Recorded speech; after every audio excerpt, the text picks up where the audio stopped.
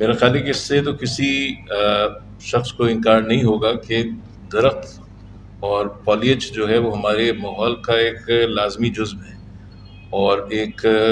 صحت مند انسانی زندگی کے اور ایک صحت مند ماحول کے لیے، جس میں انسان، حیوان اور نباتات تینوں کی جو اجتماعی بقا ہے، اس کے لیے ان کا ساتھ رہنا اور ان کا ساتھ موجود ہونا بہت ضروری ہے۔ پچھلے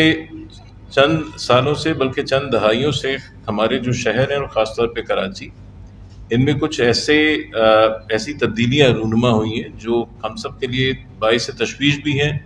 اور اس سے ہماری روزمرہ کی زندگی بھی متاثر ہو رہی ہے۔ پہلی چیز تو یہ کہ کلائمیٹ چینج یا جو موسم کی تبدیلی ہے، اس کے جو عالمی اثرات ہیں اس کو سامنے رکھنا بہت ضروری ہے۔ ہم سب واقف ہیں کہ عالمی سطح کے اوپر ماحول تبدیل ہو رہا ہے، اور ماحول میں اور خاص طور پہ موسم میں ایسی تبدیلیاں ہو رہی ہیں جو اس سے پہلے کم سے کم نہیں دیکھی گئیں۔ موسم کا جو ایک مستقل اور سٹیبل نظام دنیا بھر میں تھا، اس میں کئی حوالوں سے شدت آ رہی ہے، اور بہت سے ایسے غیر معمولی اور غیر متوقع اقدامات ہمیں دیکھنے میں نظر آتے ہیں جس کی وجہ سے صورتحال بدل جاتی ہے۔ پہلی چیز تو یہ کہ بہت سے ایسے علاقے شمال کے جو بہت زیادہ سرد ہوتے تھے، وہاں بہت شدت کے ساتھ گرمی پڑنے لگی۔ اسی طرح سے بہت سے ایسے علاقے جہاں پر عام طور پہ بارش بہت کم ہوتی تھی، وہاں ہم مشاہدہ کرتے ہیں کہ بارش کی جو شرح ہے بہت بڑھ گئی ہے، اور بارش کا جو تناسب ہے وہ بھی بہت بڑھ گیا ہے۔ اس میں خاص طور پہ جو مشرق وسطیٰ کے ممالک ہیں، ہمارے مقدس مقامات ہیں مکہ اور مدینے، اس میں اب عام بات ہے کہ اکثر بہت شدت کے ساتھ بارشیں ہوتی ہیں۔ اور اس کے ساتھ ساتھ ہم اگر پاکستان پہ نظر ڈالیں تو بنیادی طور پہ جو چیز بہت نمایاں ہے، وہ گرمی کے جو دن ہیں اور ان کا جو اوورال تناسب ہے اس میں اضافہ ہے۔ اور ظاہر ہے کہ اس میں جہاں عالمی اثرات اثر انداز ہیں، خاص طور پہ جو ہماری گرین ہاؤس گیسز کے اثرات ہیں، جو صنعتوں کے حوالے سے اور صنعتوں میں جو مضر صحت گیسز اور دوسری جو عناصر ماحول میں ریلیز ہوئے اس کے اثرات ہیں، اس کے ساتھ ساتھ کچھ ہمارے اپنے داخلی اقدامات بھی ہیں۔ تو میں ان داخلی اقدامات پہ چند چیزیں آپ کے سامنے رکھوں گا جو بہت ضروری ہیں۔ عام طور پہ کہا جاتا ہے کہ ایک مستحکم شہری معاشرے میں یا علاقائی معاشرے میں جو سب سے اہم میرا خیال ہے کمپوننٹ ہوتا ہے ماحول کو اس کی اصل حالت میں برقرار رکھنے کے حوالے سے، وہ زمین کا کنٹرول ہے۔ ہمارے پاس جو شہری منصوبہ بندی ہوتی ہے، اس میں کوشش یہ کی جاتی ہے کہ جو زمین ہے اس کا جو استعمال سائنسی بنیادوں پہ متعین کیا جائے، وہ استعمال اسی طرح سے ہو، اور اس کی دیکھ بھال بھی کی جائے، اور اس میں اگر کوئی مداخلت کی کوشش کرے تو اسے روکا بھی جا سکے۔ لیکن جو زمین کا استعمال ہے، اصل میں ہم دیکھتے ہیں کہ وہ تیز رفتاری کے ساتھ بدل رہا ہے، اور اس میں ایسے استعمال بہت عام ہو گئے جو ہم سب کے لیے اور ہماری بقا کے لیے بہت ہی زیادہ مضر ہیں۔ مثلاً وہ علاقے جہاں پر زرعی زمین یا زرعی لینڈ یوز ہوا کرتا تھا، وہاں آپ دیکھتے ہیں کہ وہاں ہاؤسنگ سوسائٹیز اور ریئل اسٹیٹ ڈیولپمنٹ کثرت کے ساتھ ہو رہا ہے۔ اسی طرح سے شہر کے جو مرکزی علاقے ہیں، جس میں شہر سڑکوں کے شاہراہوں کے درمیان وسیع گرین بیلٹس رکھی جاتی تھی، وہ گرین بیلٹس اب ختم ہو گئی ہیں۔ ان کی جگہ پر یا تو کسی دوسرے نظام، ٹرانسپورٹ کے نظام نے لے لی ہے، یا نگلیکٹ کی وجہ سے، غفلت کی وجہ سے، یا کسی اور وجہ سے وہ گرین بیلٹس اپنی شکل کھو چکی ہیں۔ بعض جگہوں پہ جہاں وہ زمین موجود بھی ہے اور وہاں پر پہلے سے درخت موجود بھی تھے، وہاں بھی ہم دیکھتے ہیں کہ غفلت کی وجہ سے یا کسی اور عمل کی وجہ سے وہ درخت کاٹ دیے جاتے ہیں۔ ایک عام مشاہدہ یہ ہے کہ جو ہمارے بجلی کے تار ہیں اور ہمارے ٹیلی کمیونیکیشن کا نظام ہے اور انفراسٹرکچر کے دوسرے کمپوننٹس ہیں، ان کے نظام کو آگے بڑھانے کے لیے یا ان کی مرمت کے لیے یا کسی اور ایسے مسئلے کے لیے جس میں ان کو جگہ کی ضرورت ہوتی ہے، سب سے پہلا نشانہ جو بنتے ہیں وہ درخت بنتے ہیں، اور درخت کو بغیر کسی میرے خیال دوسری اس کی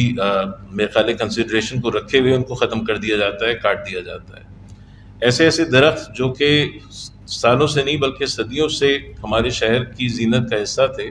وہ آپ دیکھتے ہیں کہ بے دردی کے ساتھ کاٹ دیے جاتے ہیں۔ میں 3 جگہوں کا آپ کے سامنے تذکرہ کروں گا۔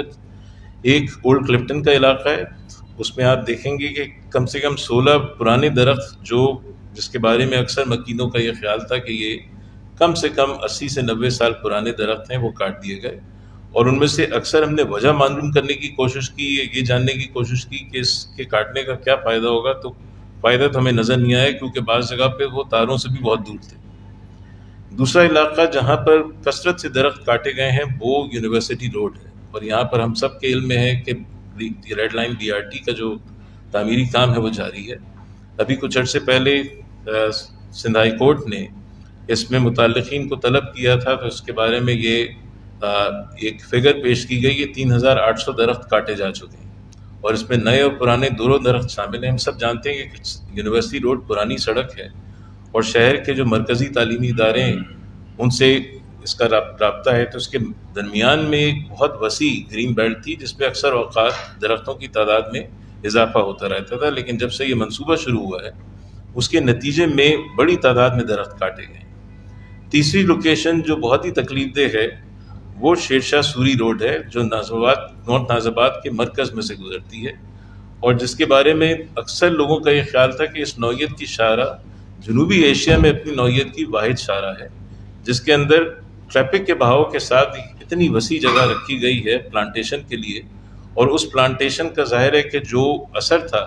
وہ آس پاس کے جو علاقے تھے، ان کے مکین تھے، ان کے اوپر ایک مثبت طریقے سے ہوتا تھا۔ پہلے تو اس گرین بیلٹ میں مختلف قسم کی تجاوزات آہستہ آہستہ شامل ہو گئیں تقریباً 20 سال پہلے، اور جب گرین لائن BRT وہاں پر تعمیر ہوئی تو اس کے نتیجے میں بڑے پیمانے پہ وہاں درخت کاٹے گئے، اور پھر اس ٹرانسپورٹ کے نظام کو ایڈجسٹ کرنے کے لیے جو فلائی اوورز بنائے گئے، وہاں پر جو ٹریفک کے راؤنڈ اباؤٹ تھے ان کو ختم کیا گیا، تو اس میں بڑی تعداد میں درخت کاٹے گئے۔ تو اس میں جو بنیادی سوال پیدا ہوتا ہے وہ یہ ہے کہ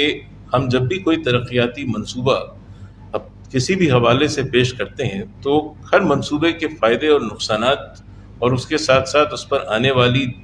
جو لاگت ہے اس کا تجزیہ کرتے ہیں۔ تو یہ تمام منصوبے، خاص طور پہ جو ٹرانسپورٹ سے ریلیٹڈ منصوبے ہیں، جب ان کا تجزیہ ہم فائدوں کے حوالے سے کرتے ہیں تو اس میں بہت سے مزید سوالات جنم لیتے ہیں۔ مثلاً ریڈ لائن BRT جو اس وقت ہمارے پاس BRT کا مجموعی منصوبہ ہے، جس میں تقریباً 7 لائنز شامل ہیں، اگر اس کے فائدوں کا ہم تجزیہ کریں تو اس میں اندازہ یہ ہے کہ شہر کی جو کل پیسنجر ٹرپس ہیں، یہ تمام 7 کی 7 لائنز جس وقت مکمل طور پہ کام کرنا شروع کر دیں گی تو بھی یہ ان کے 8% پیسنجر لوڈ سے زیادہ خدمت سر انجام نہیں دے سکے گا، اور اس پہ جو اخراجات آ رہے ہیں وہ ایک اندازے کے مطابق تقریباً 179 ارب روپے کے ہیں۔ یہ صرف تعمیر کے اخراجات ہیں۔ جو اس کو چلانے کے لیے رقم درکار ہوگی وہ اس کے علاوہ ہے، اور سب کے علم میں ہے کہ پورے ملک میں جہاں جہاں یہ منصوبے شروع ہوئے ہیں یہ خالصتاً سبسڈی کی بنیاد پر چل رہے ہیں۔ تو یہ ایک قسم کا جاری مالیاتی بوجھ ہے ہمارے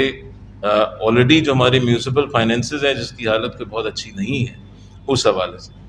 دوسرا جو سب سے بڑا مشاہدہ ہے وہ یہ ہے کہ تمام BRT کوریڈورز ان راستوں سے گزر رہے ہیں جہاں آلریڈی ٹریفک رواں دواں ہے، جہاں پر ایک سڑکوں کا نظام ہے اور سڑک کے بیچ میں کسی نہ کسی قسم کی گرین بیلٹ موجود ہے۔ تو اب تک جو 2 بڑے منصوبے ہمارے سامنے آئے ہیں، ریڈ لائن BRT اور گرین لائن BRT، اس سے تو درختوں کو ناقابل تلافی نقصان پہنچ ہی چکا ہے۔ تیسرا منصوبہ جو یلو لائن BRT ہے، جس کے بارے میں امکان ہے کہ وہ اگلے سال شروع ہو جائے گا، اس میں بھی امکان یہی ہے کہ جو پرنگی کے علاقے سے وہ نمائش تک اس کو کنیکٹ کرے گا تو لاتعداد ایسے مقامات ہوں گے جہاں پر درختوں پر اس کی زد پڑے گی، اور اندازہ یہی ہے کہ تقریباً 1000 سے لے کے 1200 کے قریب درخت جو بالکل اس کے راستے میں ہیں وہ اس سے متاثر ہوں گے۔ تو سب سے بڑا سوال یہ پیدا ہوتا ہے کہ جب ہم ان ایلوکیٹڈ لینڈ یوزز کا، یعنی زمین کے حوالے سے ان فیصلوں کا ہی احترام نہیں کر پا رہے جس کے تحت شہر کے مرکزی علاقوں میں پلانٹیشن کو پروٹیکٹ کرنا ہماری جو شہری منصوبہ بندی اور شہر کی جو اوور آل مینجمنٹ ہے اس کا حصہ تھی، تو ہم کیسے جو ماحول کے اثرات ہیں اور موسم کی تبدیلی ہے اس کا مقابلہ کر سکیں گے، کیونکہ درخت اور سبزہ جو ہے وہ تو ایک بنیادی جزو ہے ماحول کو کسی اسٹیبلٹی کے ساتھ، کسی توازن کے ساتھ برقرار رکھنے کے حوالے سے۔ اچھا، اس میں جو حکام کا عام طور پہ رد عمل سامنے آتا ہے جب یہ ساری معاملات مختلف فورم پہ ان کے سامنے رکھے جاتے ہیں،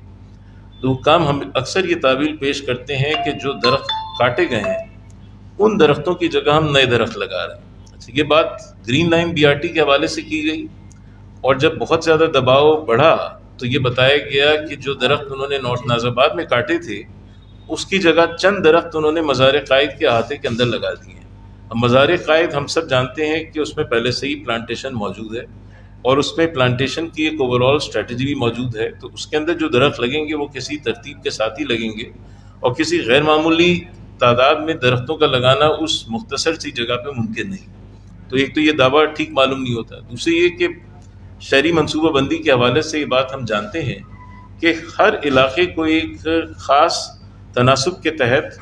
درختوں کی ضرورت ہوتی ہے تاکہ وہ اس ماحول کو صاف کر سکے. یہ نہیں ہو سکتا کہ ہم نارتھ ناز آباد میں درخت کاٹیں اور کیماڑی میں درخت لگا دیں اور یہ سمجھیں کہ اس کا اثر جو ہے وہ نارتھ ناز آباد کو پہنچ جائے گا. یہ بالکل ایک لایانی سی بات ہے. تو اگر ہم اس صورتحال کو سامنے رکھیں اور حکام کے رویے کو سامنے رکھیں تو افسوسناک بات یہ ہے کہ وہ تمام مستحکم علاقے، وہ تمام مستحکم ایلوکیٹڈ لینڈ یوزز جہاں پارکس، پلے گراؤنڈز اور اوپن سپیسز پہلے سے موجود تھی، ان سب جگہوں میں ہمیں ایک تبدیلی نظر آتی ہے. اور تبدیلی اس نوعیت کی ہے کہ وہاں پر جو اویلیبل سپیس تھا وہ کم ہوتا جا رہا ہے. اس کی ایک اور مثال میں آپ کے سامنے رکھوں گا. ایک منصوبہ اس وقت ترتیب دیا جا رہا ہے کراچی میٹروپولیٹن کارپوریشن کی سربراہی میں، کراچی کلائمیٹ ایکشن پلان اس کا نام ہے. اور اس میں جو بہت سے اور تجاویز سامنے رکھی گئی ہیں، اس میں ایک سب سے مرکزی تجویز یہ ہے کہ جو پارکس، پلے گراؤنڈز اور اوپن سپیسز ہمارے ایگزسٹنگ لینڈ یوز کا حصہ ہیں ان کی ہر صورت میں حفاظت کی جائے، اور کسی طور پہ بھی اس میں جو لینڈ یوز اس کا الاٹڈ ہے اس میں رد و بدل کی اجازت نہ دی جائے. چند بڑے لینڈ یوزز جو اس میں ہائی لائٹ کیے گئے ہیں، اس میں سب سے پہلا جو ایریا ہے وہ گٹر باغیچے کا ہے. اور یہ کہا گیا ہے کہ گٹر باغیچہ ایک بہت بڑا لینڈ یوز ہے جس کا اوریجنل جو زمین کا ایلوکیشن تھا وہ 1100 ایکڑ تھا. لیکن اب جو موجودہ سروے کیا گیا ہے اس کے تحت پتہ چلا ہے کہ تقریباً 60% جگہ اس کی مختلف اور فنکشنز کی نظر ہو چکی ہے. تو لہٰذا پلانٹیشن کے لیے اور پارکس کے لینڈ یوز کو ریسٹور کرنے کے لیے ہمارے پاس بہت مختصر جگہ ہے. KMC کو یہ ایڈوائز اس پلان کے ذریعے سے دی گئی ہے کہ جو جگہ بچ گئی ہے کم سے کم وہاں پر آپ ایک مربوط حکمت عملی کے تحت شجرکاری فوری طور پہ شروع کریں. اور اس کے ساتھ ساتھ چونکہ گٹر باغیچے کا کنیکشن بہت سے اور آس پاس کے سیوج سے، تو وہاں پر جو ویسٹ واٹر ہے اس کے ٹریٹمنٹ کا نظام جو ہے وہ آپ انیشیٹ کریں، جس کے نتیجے میں وہاں پر ویسٹ واٹر ٹریٹ کر کے اس پلانٹیشن کو صحیح معنوں میں مستحکم کیا جا سکے، اس کی جو لانگ ٹرم بنیادوں کے اوپر کنزرویشن ہے اس کو پروٹیکٹ کیا جا سکے. دوسری چیز جس پہ نظر ڈالی گئی ہے وہ یہ ہے کہ ہمارے پاس جو پرائیویٹ موٹر وہیکلز ہیں، چاہے وہ موٹر سائیکلز ہوں اور موٹر کارز ہوں، ان کی تعداد میں غیر معمولی اضافہ ہو رہا ہے، جس کے نتیجے میں ہمارے پاس جو ماحولیاتی کثافت ہے اور خاص طور پہ دھواں ہے اس میں بہت غیر معمولی اضافہ ہو رہا ہے. اچھا، جو حکومت کی طرف سے اس کا رسپانس ہے وہ یہ سمجھتے ہیں کہ شاید BRT اور دوسری جو بس سروسز ہیں اس کے نتیجے میں یہ مسئلہ حل ہوگا. اصل میں کراچی کو جس چیز کی ہمیشہ سے ضرورت رہی ہے وہ عام بسوں کا ایک پھیلا ہوا نظام ہے. ہمیشہ سے اس شہر میں جو پبلک ٹرانسپورٹ کی ضرورت ہے وہ عام بسوں نے اور کسی حد تک منی بسوں نے پوری کی. ہمارے پاس جب بھی اسپیشلائز بس سروسز کے منصوبے شروع ہوئے اس میں ہمیشہ کوئی نہ کوئی ایسا مسئلہ آگے جا کے کھڑا ہوا جس کی وجہ سے صحیح طور پہ وہ فوائد حاصل نہیں کیے جا سکے. تو جو تجویز تھی وہ یہ تھی کہ اگر حکومت واقعی یہ سمجھتی ہے کہ گاڑیوں کی تعداد میں اضافے کے نتیجے میں ماحول خراب ہو رہا ہے، تو ایک تو یہ کہ ترغیب کے ذریعے سے اور بس کے سفر کو محفوظ بنانے کے ذریعے سے ہم یہ کر سکتے ہیں کہ کسی نہ کسی طرح جو بسوں کا نظام ہے اس کو عام ٹرانسپورٹرز کے ذریعے سے اور عام لوگوں کے ذریعے سے ہم ایکسپینڈ کرنے کی کوشش کریں تاکہ ایمیشنز کنٹرول ہو سکیں. اس کے ساتھ ساتھ آخری بات میں یہ کہنا چاہوں گا کہ ان تمام سرگرمیوں کے ساتھ ایک اور جو بہت اہم سٹیپ اس وقت آپ سمجھ لیں انیشیٹ ہو چکا ہے وہ گریٹر کراچی ریجن پلان ہے 2047 کا. ہم سب جانتے ہیں کہ شہر کی جو مجموعی منصوبہ بندی ہے وہ کافی عرصے سے تعطل کا شکار رہی ہے، اور اس میں بہت سے ہمارے دوستوں نے، ہمارے ساتھیوں نے، سول سوسائٹی کے اور پروفیشنل گروپس نے اس بات کی توجہ حکومت کی دلانے کی کوشش کی ہے کہ اگر شہر کا ایک منصوبہ نہیں ہوگا اور اس کو ہم قانونی طور پہ نافذ نہیں کریں گے تو مختلف حوالوں سے جو انٹرونشنز ہوتی رہی ہیں ان کو کوئی بھی تحفظ نہیں مل سکے گا، اور جن مسئلوں پہ ہم اکثر بات کرتے ہیں وہ اسی طرح سے میرے خیال ہے اٹینشن کا ایک طرح سے اس کی منتظر رہیں گے۔ تو گریٹر کراچی ریجن پلان جو ہے وہ اس وقت کراچی ڈیولپمنٹ اتھارٹی کی سربراہی میں انیشیٹ کیا جا چکا ہے۔ ابھی تک وہ ہم سے مخفی ہے، اس لیے کہ جو کنسلٹنٹس اس کے لیے ہائر کیے گئے ہیں وہ تمام غیر ملکی ہیں، انہوں نے ابھی تک ہم سے بات کرنا شاید ضروری نہیں سمجھا۔ لیکن میرا خیال ہے کہ اگر یہ عمل شروع ہو اور اس کے بارے میں کسی نوعیت کی بات پبلک کی جائے تو ہم سب کا فرض ہے کہ اس میں اپنا کنٹریبیوشن ضرور شامل کرنے کی کوشش کریں اور اس منصوبے کو عوام دوست اور ماحول دوست بنائیں، جس کے نتیجے میں وہ تجاویز مرتب ہو سکیں جس کا اس شہر کو بھی فائدہ ہو، اس کے رہنے والوں کو بھی فائدہ ہو، اور اس کا جو ایک انتہائی ونریبل انوائرمنٹ ہے، خاص طور پہ نیچرل انوائرمنٹ، اس کے حوالے سے ایسے سٹیپس دیے جا سکیں جو سب کے لیے کارآمد ہوں اور اس کا جو مجموعی فائدہ ہو وہ لانگ ٹرم بنیاد پہ اس شہر کے باسیوں کو ہو۔ تو ان چند باتوں کے ساتھ میں آپ کا شکریہ ادا کرتا ہوں آپ کی توجہ کا۔